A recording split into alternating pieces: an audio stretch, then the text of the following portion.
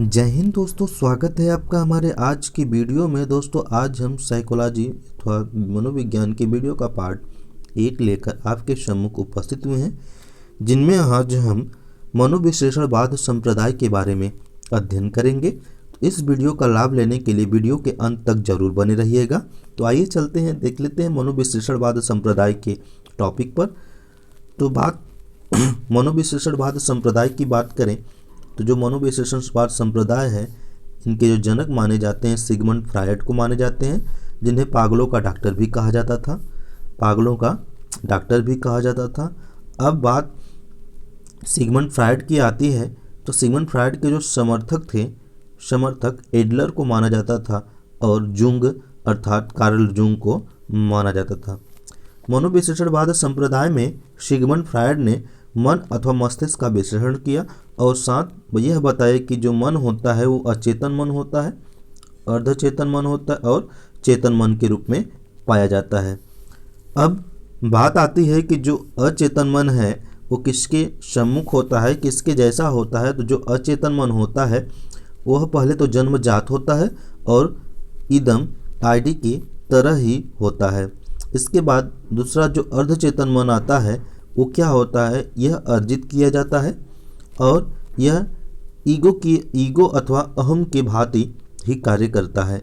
इसके बाद थर्ड आता है चेतन मन, जो ये भी अर्जित किया जाता है, किंतु यह सुपर ईगो यानी परम अहम के रूप में भी माना जाता है। अब बात किया जाए कि जो हमारा दिमाग होता है, मस्तिष्क होता है, मन होता है, वो कितना % होता है। तो जो चेतन मन होता है दोस्तों वह 10% होता है, जो अचेतन मन होता है वह 90% होता है, और जो अर्धचेतन होता है, चेतन और अचेतन के बीच की जो कड़ी होती है वही क्या होती है, अर्धचेतन होता है। अब इस संप्रदाय में जो महत्वपूर्ण बातें हैं उनको हम जान लेते हैं। तो इस संप्रदाय की उत्पत्ति नैदानिक परिस्थितियों से हुई है, क्योंकि इस संप्रदाय में जो सिगमंड फ्रायड थे वो पागलों के डॉक्टर थे।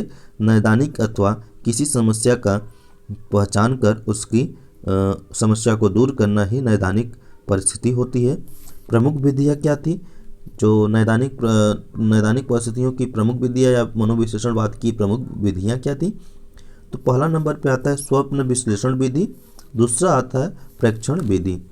अप्रत्यक्ष तरीके से अचेतन मन का अध्ययन किया जाता था, किसमें, इन सभी दोनों विधियों में। सर्वाधिक महत्व किस पे दिया गया, तो सर्वाधिक महत्व अचेतन मन के अध्ययन पर दिया गया था। किस पे दिया गया था दोस्तों, अचेतन मन के अध्ययन पर दिया गया था। आइए जान लेते हैं और विस्तार से इन टॉपिकों के बारे में। बात मनोविश्लेषणवाद की आती है तो आपने पढ़ा कि मनोविश्लेषणवाद संप्रदाय के जो जनक हैं या संस्थापक हैं उन्हें सिगमंड फ्रायड कहा जाता है। जो उनके समर्थक थे एडलर और जुंग, जिनका पूरा नाम कार्ल जुंग माना गया है।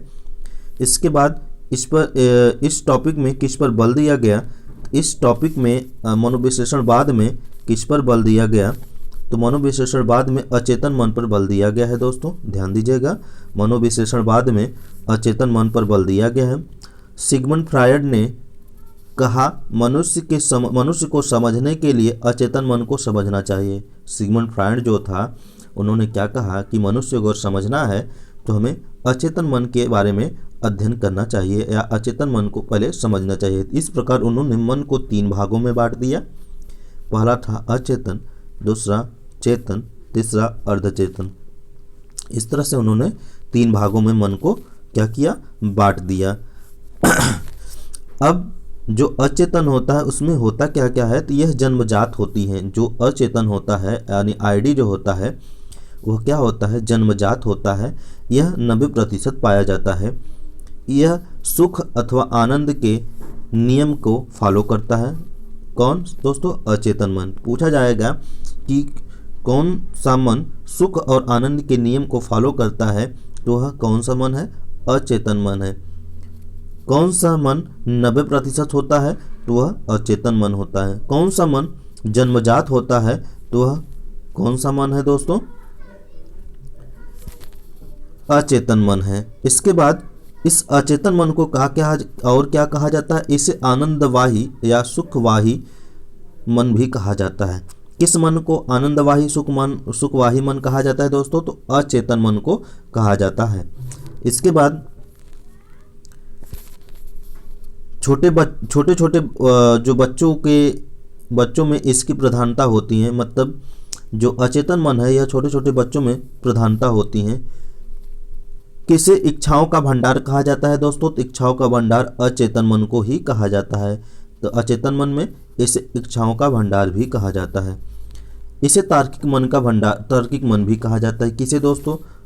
अचेतन मन को। पूछा जाएगा तार्किक मन किसे कहा जाता है, तो आप बताएंगे अचेतन मन को। इच्छाओं का भंडार किसे कहा जाता है, तो आप बताएंगे अचेतन मन को। ठीक है। इसके बाद बात अगले टॉपिक पे चलते हैं, अर्धचेतन। जो अर्धचेतन होता है दोस्तों वह आपका चेतन और अचेतन के बीच की कड़ी होती है। चेतन और अचेतन के बीच की क्या होती है? कड़ी होती है, जिसे अर्धचेतन कहा जाता है। इसमें क्या होता है? यह वास्तविकता के नियम पर चलता है। कौन दोस्तों? अर्धचेतन। किस पर चलता है? वास्तविकता के नियम पर चलता है। इसके बाद यह चेतन और अचेतन के मध्य की अवस्था होती है। कौन? अर्धचेतन। अभी बताया हमने कि यह चेतन और अचेतन मन के मध्य की अवस्था होती है। अगली बात, जब हम किसी बातों को याद करके भूल जाते हैं तो वह घटना अर्धचेतन में होती है। जैसे हम किसी टॉपिक को पढ़ लेते हैं या किसी वस्तु को हम ले करके तुरंत रखते हैं और भूल जाते हैं कि हमने कहाँ रखा है, वह घटना किस क्रम में होती है? अचेतन मन में होती हैं, अर्धचेतन मन में होती हैं। ठीक है दोस्तों। इसके बाद बात चेतन मन की बात करते हैं। जो चेतन मन है यह नैतिकता के नियम पर आधारित होता है। जो चेतन मन है यह किस पे आधारित होता है? नैतिकता के नियम पर। तो प्रश्न पूछा जाएगा कौन सा मन नैतिकता के नियम पर आधारित है? तो वह दोस्तों चेतन मन है। इसके बाद नैतिकवादी मन किसे कहा जाता है? तो नैतिकवादी मन भी किसे कहा जाता है? चेतन मन को ही कहा जाता है। नैतिकवादी मन भी चेतन मन को ही कहा जाता है। कौन सा मन 10% होता है दोस्तों? तो वह चेतन मन है जो 10% होता है। किस मन को आदर्शवाद मन कहा जाता है? तो चेतन मन को ही क्या कहा जाता है? आदर्शवाद मन कहा जाता है। बच्चों में समाजीकरण की भूमिका में चेतन मन का सर्वाधिक योगदान होता है। पूछा जाएगा बच्चों के समाजीकरण की भूमिका में किस मन का सर्वाधिक योगदान होता है दोस्तों? वह क्या है? चेतन मन का सर्वाधिक भूमिका होती है, सर्वाधिक योगदान होता है। ठीक है दोस्तों। इसके बाद कुछ नोट पॉइंट देख लेते हैं। नोट पॉइंट में शॉर्ट में जो अचेतन होता है, जो अचेतन होता है वो जन्मजात होता है, बाकी चेतन और जो अर्धचेतन होते हैं दोनों अर्जित किया जाता है। अब बात करते हैं, सिगमंड फ्रायड ने मन की तुलना बर्फ की शिला खंड से की है। जो सिगमंड फ्रायड है उन्होंने मन की जो तुलना की है, जो मन की तुलना की है किसके रूप में की है? तो दोस्तों वह बर्फ की शिलाखंड के रूप में की। किसकी तुलना? मन की तुलना बर्फ की शिलाखंड के रूप में की है। सिगमंड फ्रायड की 3 बुक थी, उन तीनों बुकों को जान लेते हैं। पहली बुक आपका स्वप्न विश्लेषण था, दूसरी बुक आपका आईडी एंड ईगो है, तीसरा आपका बुक है उनकी सिगमंड फ्रायड की अचेतन मन। तो ये बहुत ही महत्वपूर्ण है कि सिगमंड फ्रायड की कुल कितनी बुकें हैं? तो कुल 3 बुकें हैं। कौन कौन सा? स्वप्न विश्लेषण, आईडी एंड ईगो और अचेतन मन। सिगमंड फ्रायड ने मन की तुलना किससे की है? तो बर्फ की शिला खंड से की है। जो अचेतन मन होता है क्या होता है? जन्मजात होता है। चेतन मन क्या होता है और अर्धचेतन मन क्या होता है? वो अर्जित किया जाता है। इस प्रकार आप इस टॉपिक से महत्वपूर्ण बातों को जाने हैं। तो परीक्षा के दृष्टि से देखा जाए तो बहुत ही महत्वपूर्ण होता है ये सभी टॉपिक। तो आज की वीडियो बस यहीं तक, मिलते हैं अगली वीडियो में। जय हिंद दोस्तों।